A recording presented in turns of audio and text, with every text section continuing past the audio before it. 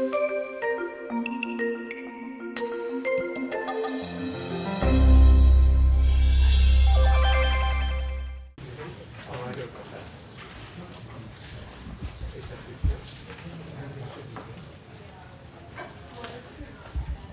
was going to hold it for a couple minutes, but an awkward silence fell over the room, so I might as well fill it. Thank you all for attending. My name is Melissa Rohr. I'm the co-coordinator of the Early Modern Studies Working Group, along with my colleague Nate Bracchio. And we welcome you to this talk by Jane Hwang Degenhardt, The Kindness of Humans, Empathy, Race, and Kind, and The Tempest and the Shape of Water. Take a second, because I was just rolling extra chairs in here to catch my breath. As I do so, I'm going to pass around this sign-in sheet, and I ask that you include your name and department or affiliation, just so we can kind of keep track of who came, where they're from, all of that good stuff. Oh, and if you're not on our email list and you'd like to be, put your email. Is associate professor in the Department of English at the University of Massachusetts Amherst, where she is also the associate director of graduate studies. She is the author of Islamic Conversion and Christian Resistance on the Early Modern Stage, and co-editor of Religion and Drama in Early Modern England. She is currently completing a book entitled Fortune's Empire, Chance, Providence, and Overseas Ventures in Early Modern English Drama that explores evolving understandings of fortune in relation to English global expansion. This book argues that the theater helped to redefine the meaning of fortune in the period by forging a relationship between metaphysical ideas of chance, luck, and contingency, cosmic notions of fortune inherited from the classical and medieval periods. And there are some seats around the corner if anyone needs to, but I think we're good for it. Anybody's coat? Can I move that? Oh, no, that can be moved. That's okay. Sorry, it's awkward. Dr. Degenhardt is also beginning a new project on the concept of the world in plays of Shakespeare. Provisionally titled Shakespeare in the World in Shakespeare, this study considers how Shakespeare as a global phenomenon might be used as a vehicle for devising more ethical worldviews that resist the violence, racial, gendered, epistemological, and material of globalization. However, rather than focus on Shakespeare's universalism and ability to unite people across different cultures, nations, and historical moments, this book looks at how Shakespeare's plays invite understandings of the world that eschew ideas of universalism and unity. Please join me at this time in welcoming Dr. Jane Degenhardt. Thank you so much, Melissa and Nathan and all of you for coming here, having me here. Very happy to be here with you.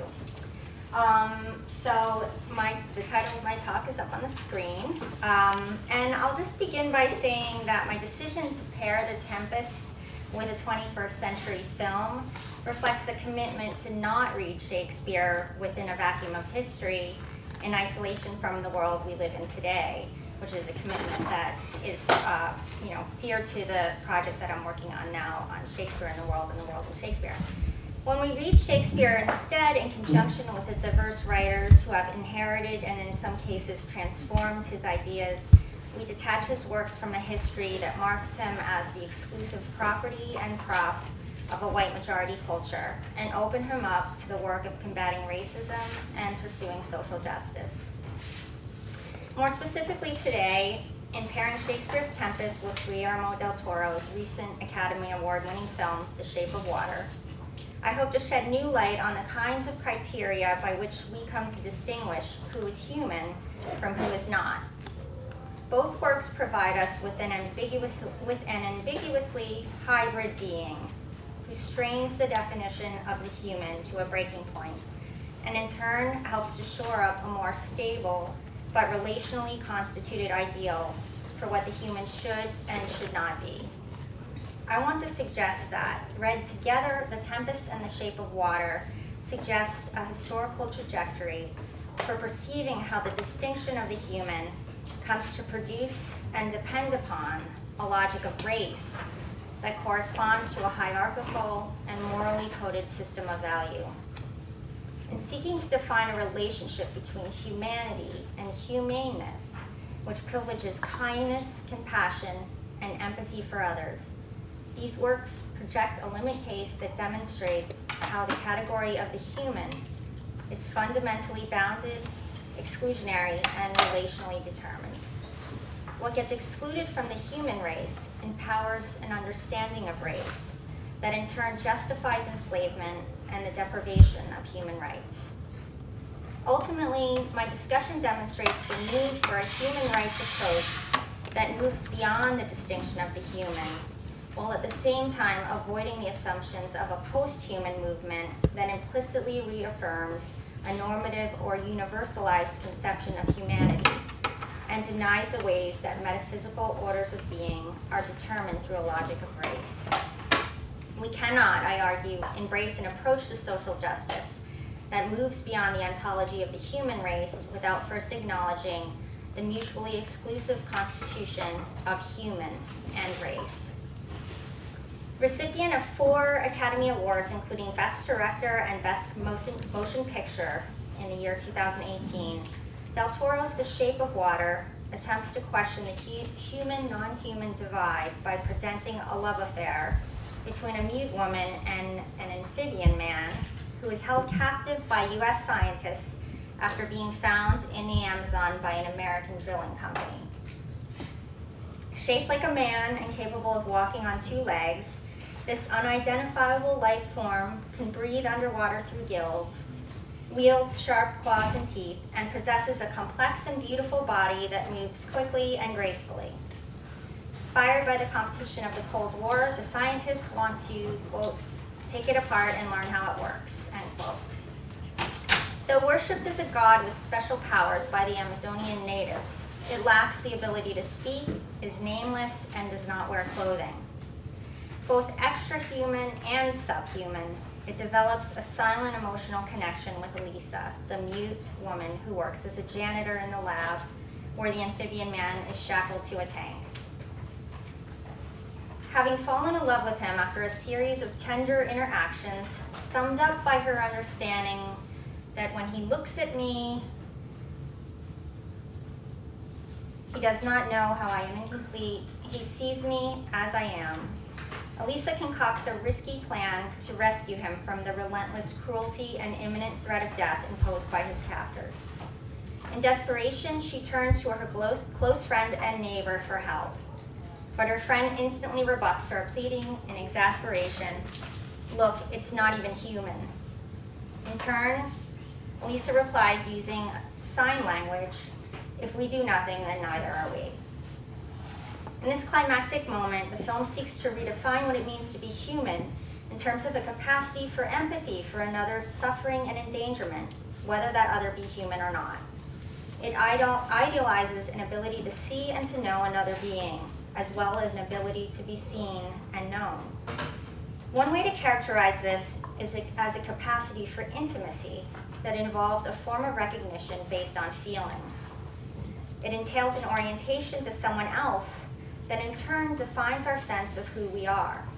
It values fellowship over individuality, fostered through the capacity to be touched by another.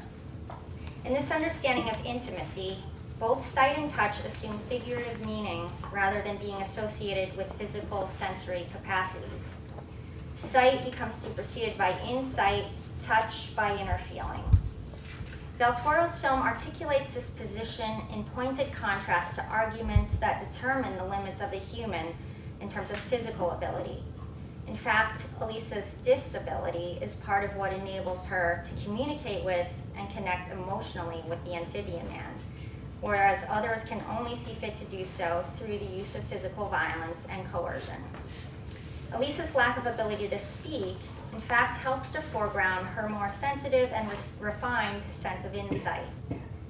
Thus, if the film's ethical logic for redefining the human discounts abilities such as speech, it idealizes a capacity for compassion, for kindness, and for feeling that transcends physical ability or shape or kind. And I will return to some of the problems with this logic later in my talk.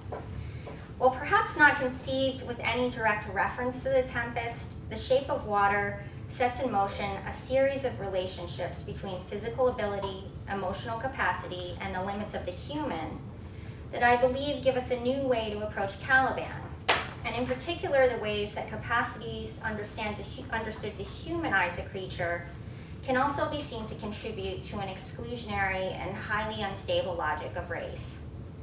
The double-edged sword of any attempt to redefine the human so as to accommodate difference is captured by Zekiah Inman Jackson's critique of how appeals to move beyond the human, quote, may actually reintroduce the Eurocentric transcendentalism this movement purports to disrupt, particularly with regard to the historical and ongoing distributive ordering of race, end quote. Any attempt to move beyond the human necessarily assumes a certain understanding of what the human is that is historically and culturally produced. In The Shape of Water, the empathetic capacities of the ambiguously non-human amphibian man work to expose the inhumanity of his human captor, triumphantly declared a monster by Elisa, in turn seeking to hold up an aspirational humanity that transcends the human-non-human divide and uncouples humanity from human form. The Tempest brings the hidden dangers of this logic into view. It demonstrates how the equation of the human with the ability to possess a kindness that transcends kind, in fact, helps to produce another kind, that which does not feel in the same way. These two contrasting approaches may actually be seen to constitute two sides of the same coin, one that allows kindness to buy a gateway to humanity. The Shape of Water's post-human value system is based upon the same value system that deems Caliban unkind and thus removed from the ranks of the human. In The Tempest, the inability to feel and thus be moved by another's suffering or to participate in an emotional intimacy comes to distinguish Caliban's kind and is explicitly characterized through a language of race and enslavement. Whereas Del Toro's amphibian man exposes the abjectness of humans, Caliban's abjectness structures other characters' humanity. As I argued, the distinction between human and non-human then centers around Caliban's incapacity for proper feeling, presumes a moral significance that is foundational to a distinction of race and justificatory of the condition of slavery. As Ann Stoler has discussed in her work on intimacy and colonialism, racial taxonomies depend implicitly on a belief in the different sensibilities and affective capacities that distinguish humankinds. Quote, certain groups are imagined to have more limited emotive capacities or are endowed with more intense displays of affective expression, end quote. In excluding the unfeeling, untouchable other from the ranks of humankind, this distinction is more than one of rank. It seeks to constitute an ontological difference.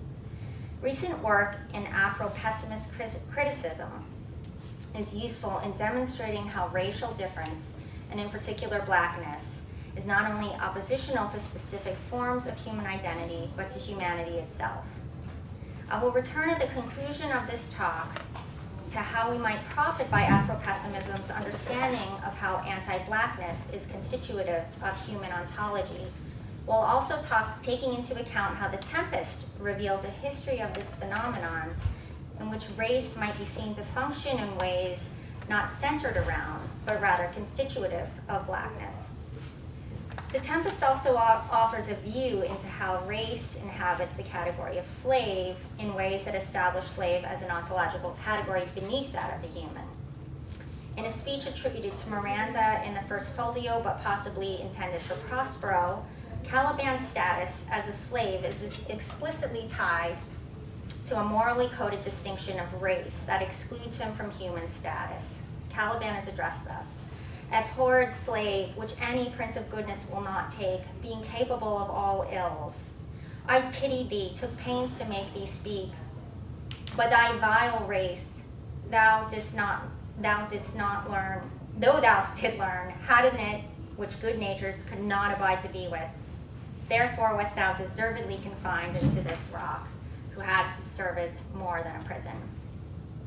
As the speech suggests, while Caliban is pliable enough to learn certain things, his inability to absorb any print of goodness or to be moved by Prospero's pity or to possess that which good natures could abide with relegates him to a vile race. Race is often glossed here by editors as a reference to an inherited condition or hereditary nature, but we should recognize how it also serves to designate Caliban as someone outside of and excluded from the human race. The adjective vile or despicable on moral grounds, deserving to be regarded with abhorrence or disgust, that's from the OED definition, reinforces the basis for Caliban's racial difference, which is not merely a distinction of rank, but one that conveys moral depravity. Both resistant to outside influence and possessive of an inner essence repellent to good natures, Caliban is characterized here as being impervious to the goodness and pity of others, and thus inhuman. By the same token, he attains the status of slave because he can be forced through violence to serve, unlike the amphibian man who refuses to be tamed and thus cannot be enslaved. Whereas resistance for the amphibian man transcends the condition of slavery in order to be read as honorable refusal, Caliban's resistance is seen by Prospero to compel his enslavement. His enslavement also marks a distinction from that of Ariel, whose contractual or indentured servitude implies a future freedom that can be earned through time and labor. By contrast, Caliban's status as property consigns him to an indefinite condition of chattel slavery enforced through disciplinary violence, a condition that I argue revolves around a racial and ontological distinction. Reinforcing the association between non-human, race, and slave, Prospero's previous speech in the same exchange links Caliban's incapacity for feeling to an incorrigible dishonesty and penchant for sexual violence. Thou most lying slave, whom stripes may move, not kindness, I have used thee, filth as thou art, with humane care, and lodged thee in my own cell, till thou didst seek to violate the honor of my child. Prospero's use of the word kindness suggests a pun on the words kind and kin, implying that Caliban's insensibility to kindness distinguishes him from Prospero's kind and his kin. Indeed, kind, kin, and kindness are all etymologically related, positing a natural affinity that sits at the heart of the play's concern with the unnatural conditions by which Prospero and his kin are not kind to one another and are moved to be so through an embrace of mercy and empathy. Prospero sets up contrast between the use of kindness to move someone and the use of stripes, suggesting an inner deficiency that blocks emotional penetration, Caliban's impregnable nature, necessitates the use of physical force on the outside of the body. The implication is that Caliban can only know the world through outward sense and is thus brutish and incapable of civilization, whereas Prospero and those of his kind or kin possess the more refined ability to know the world through inner feeling, through insight. Thus we see how the same logic that operates in the shape of water serves in the Tempest to produce a different outcome. Caliban's relegation to this inhuman status flies in the face of moments in the play where he in fact expresses having felt love for Prospero, or when Miranda counts him among one of the 3 men she has ever seen. Indeed, many of us read and teach this play as one that empowers Caliban's humanity and critiques Prospero for his unkindness. But there are competing moral authorities in the play, and we cannot simply dismiss the authority that Prospero and Miranda's understanding of kind wields. The Tempest shows us how the logic of kindness can turn on a dime. The inconsistency of this logic corresponds to an instability and slipperiness that is always inherent to the logic of race. At best, Caliban's humanity is deeply conditional. By Prospero's own admission, he regarded Caliban with, quote, humane care until Caliban turned on him. The essential insecurity of Caliban's humanity reveals its reliance on his obedience, making it a token of Prospero's control. What does it mean that one must be kind in order to be deemed worthy of humane care? Would Del Toro's amphibian man be worthy of empathy and rescue even if he were, like Caliban, unkind? Of course, the other related condition that necessitates Caliban's corporal subjugation is his attempted rape of Miranda, which I suggest is also perceived as a threat of miscegenation. Indeed, Caliban himself may be the product of miscegenation, born of an Algerian mother and an unknown father. Prospero refers to him as a, quote, poisonous slave got by the devil himself upon thy wicked dam, and as a, quote, demi-devil and a, quote, bastard. We further learn from Prospero that Caliban's mother, Sycorax, was present during her forced journey to the island, and that after having arrived on the island, she gave birth to a son that she did litter here. Stefano and Trinculo's repeated addresses to Caliban as a moon calf, a reference to a mass in the womb that was understood to be metaphysically indeterminate, as yet unformed, incomplete, or incapable of human completion. Caliban's form and appearance are described in the plays in ways that render him hybrid and ambiguous. Quote, a savage and deformed slave, a freckled whelp, hag-born, not honored with human shape, half fish and half a monster, as disproportioned in his manners as his shape, beast and 46 times as a monster. When Trinculo first sees him, he wonders if he is man or fish, and muses that his exhibition in England would draw paying customers just as they would flock to see, quote, a dead Indian. Kind, I argue, bridges the gap between the logics of species and race. The easy conjunction of Caliban's mysterious form with the ethnic and racialized figure of a dead Indian exposes the slippery slope between metaphysical ambiguity and racial embodiment. This slide from the 2010 Stratford Shakespeare Festival features one attempt to render Caliban's hybrid form through the use of paint, fabric, beads, and fur and scales overlaid onto the skin of a black actor. Notably, Caliban is the singular representative of his kind on the island, just as Del Toro's film makes clear that the amphibian man is the only one of his kind. As a result, Caliban suffers from radical isolation, from social death, and from a lack of a sexual reproductive mate, all of which help to constitute his racialized difference. Horton Spiller's and Orlando Patterson's discussions of how the severing of kin relationships caused by forced migration and enslavement results in dehumanization is instructive here. Patterson's use of the terms, quote, genealogical isolate and, quote, natal alienation capture the conditions by which the permanent severing of relations to parents, to all living blood relatives, as well as to remote ancestors and descendants, also deprives one of the ability to, in Patterson's words, quote, anchor the living present in any conscious community of memory, end quote.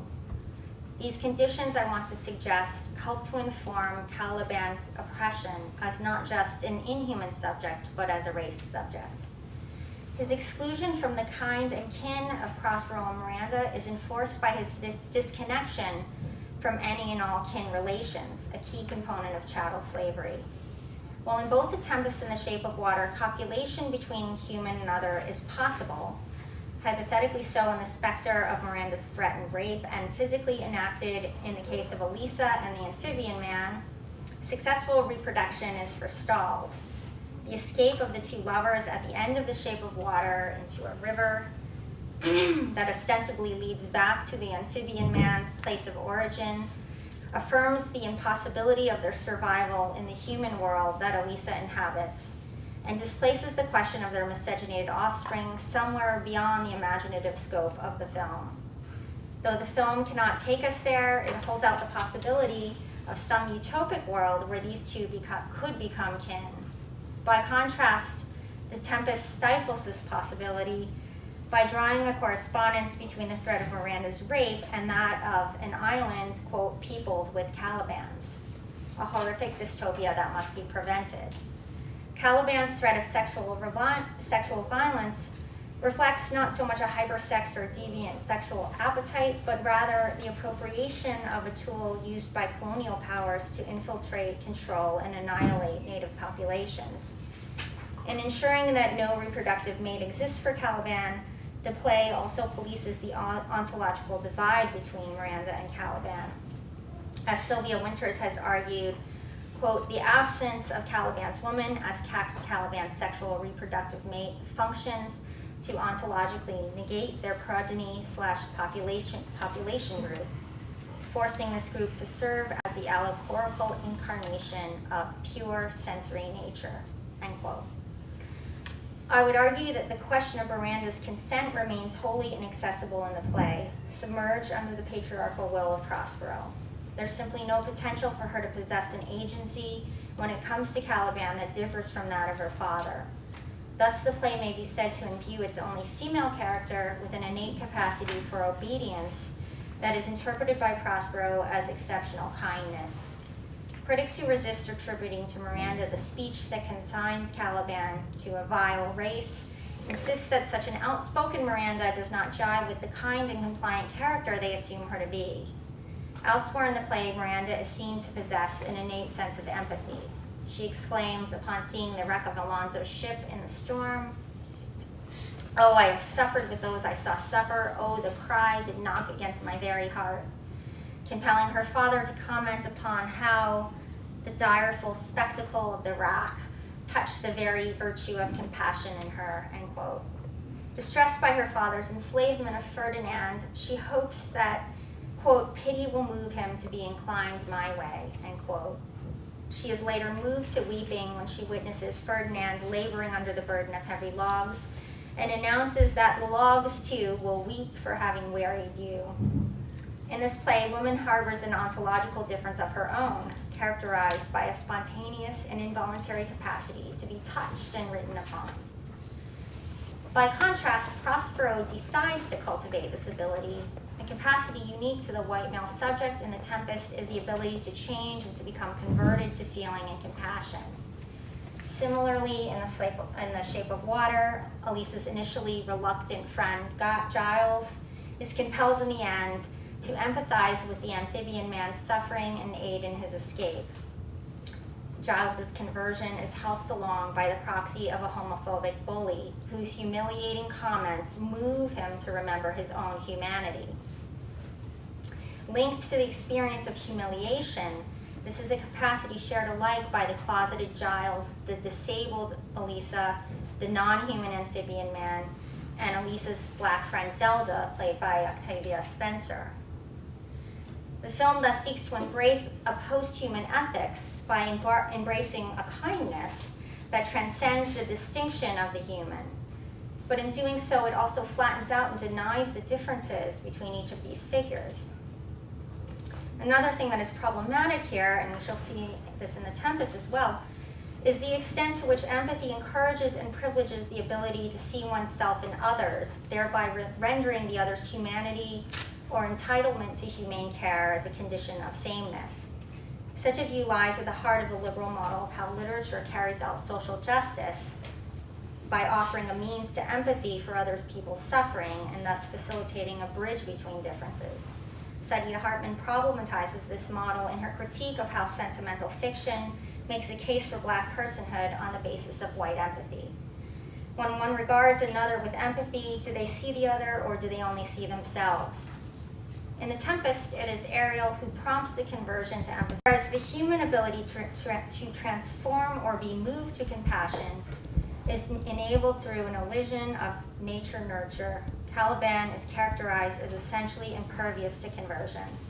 In discussing Caliban's status as a creature, Julia Lupton draws attention to the meaning of the Latin verb creare, noting how the creature does not actively create, but is rather, quote, a thing always in the process of undergoing creation, perpetually being created, subject to transformation at the behest of the arbitrary commands of the other, end quote.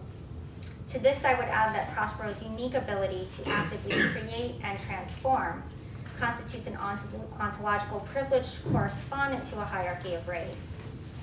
In drawing attention to a hidden intimacy between two moments in the play concerned with defining human kindness, my discussion seeks to shed light on the interconnected process of racialization and dehumanization in The Tempest. By way of conclusion, I would like to widen my view on this process by taking some account of the broader geopolitical conditions that create the new intimacies that form on the island. The creation of race in the Tempest speaks to the effects of a certain reconfiguration of the world facilitated by exile, migration, and displacement. The result is a particular colonial configuration whose conditions of proximity create new forms of and understandings of intimacy. Here it is useful to consider Lisa Lowe's theorization in The Intimacies of Four Continents of the often hidden interconnections and violent intimacies that link continents and people through processes of globalization and its reliance on slavery and indentured servitude. According to Lowe, quote, social relations in the colonized Americas, Asia, and Africa were the conditions of possibility for Western liberalism to think the universality of human freedom, an ideal achieved through the attribution of racial difference to those subjects, regions, and populations deemed unfit for liberty or incapable of civilization, placed at the margins of humanity, end quote. While the Tempest Island is not a space of commerce that links it to a proto-capitalist economic network, it is worth remembering that Caliban originates from Algeria, and that the island serves as an unlikely point of convergence for displaced African and European exiles. While neither Prospero nor Caliban migrates to the island as a willing agent, one of them becomes enslaved and the other does not. One can return home and the other cannot. Africa's distance and otherness are emphasized multiple times in the play through references to Claribel's wedding in Tunis. According to Antonio, Claribel's marriage to the king of Tunis makes it impossible for her to receive a note unless the sun were post, unquote. Sebastian's chiding of Alonso that he should blame himself for Ferdinand's apparent demise in the storm because he saw fit to marry his daughter to an African further serves to characterize Africa's distance in a derogatory way. The marriage, according to Sebastian, was something that everyone tried to talk Alonso out of, including his daughter.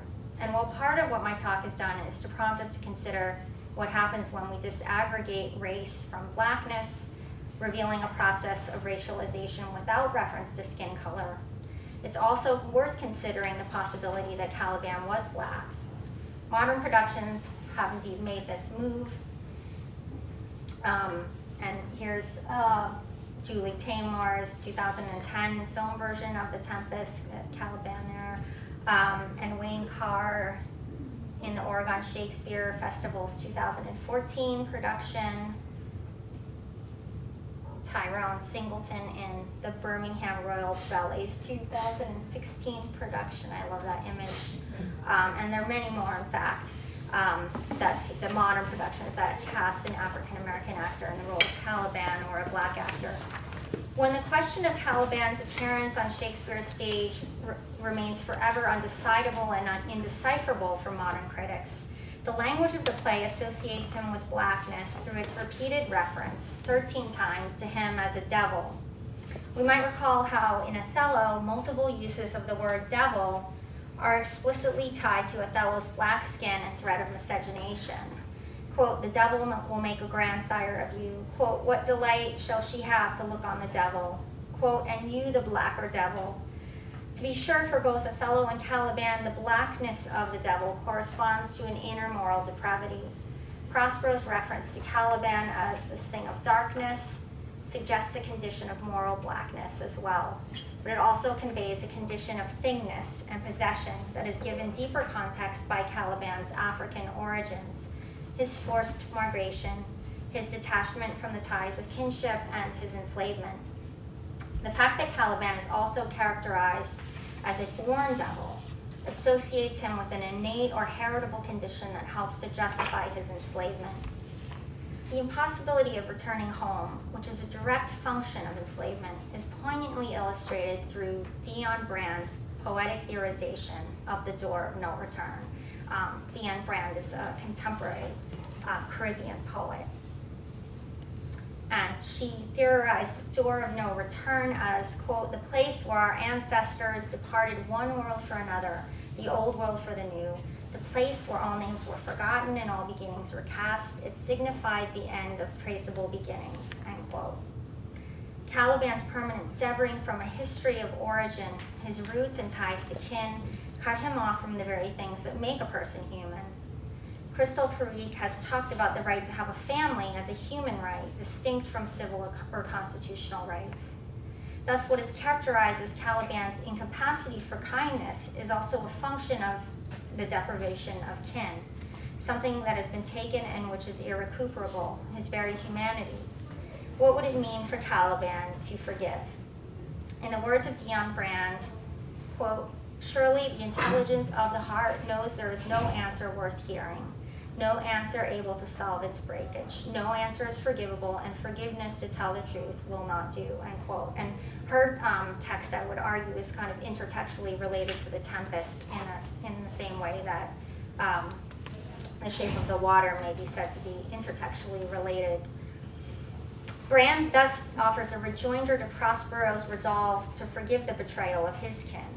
I want to conclude by reconsidering the idea that Afro-pessimism might provide a useful hermeneutic for thinking about the irrecuperability of the loss of humanity that defines the raced body. Any redress would require not forgiveness and reintegration into this world, but rather a new world, a radical restructuring on the level of ontology. As Jared Sexton puts it, quote, "For Black lives to matter, the world must be recreated," end quote. At the same time, the Tempest provides an aperture onto the history of race that does not necessarily associate inhumanity with Blackness, even as it creates a space for the conjoining of the two.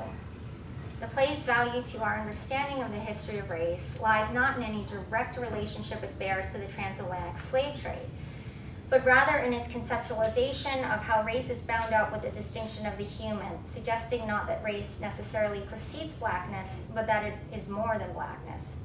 At the same time, we might take to heart an idea that Caliban is more than his vile race, that he willfully refuses this logic of the human, and even that of the post-human that aspires disingenuously to a standard of kindness. Here we might allow for a glimmer of optimism that opens in the shadow of pessimism that is cast in the world. Articulating a theory of Black optimism, Fred Moten explains how optimism, quote, "always lives," which is to say escapes, in the faithful, post-fatal assertion of a right to refuse, in the prenatal instantiation of a collective negative tendency to differ, and in the resistance to the regulative powers that resistance, differing, and refusal call into being, end quote. This is the last quote I'll leave you with. For Moten, the very assertion of a right to refuse constitutes a form of optimism. It is expressed collectively, and it spontaneously calls into being the regulative powers that it seeks to resist. It is post-fatal in the sense that it emerges in the wake of the transatlantic slave trade, but prenatal in that it refers to a subjectivity in which all Black subjects are born into. This optimism and the assertion of a right to refuse, lives by escaping. Perhaps something similar could be said in defense of the human, a category that performs and marks exclusion and that we must attempt to leave behind, and that we attempt to leave behind in the aspirations of the post-human, but that also escapes through the possibility of a bud of optimism, perhaps. This optimism, this human vitality, is born of the ability to imagine the creation of another world, a new horizon of imagination, in the very face of the violent annihilations that bring such imaginations into being. My hope is that the human persists not just by virtue of the regulation of kind, but also in the vital unruliness that escapes to dream of a world full of noises that give delight and hurt not, a longing that persists upon our waking and makes us cry to dream again. These are Caliban's words. Could it be that the saving grace for the human lies not in forgiveness and empathy, but in the ability to dream of a better world? Thank you.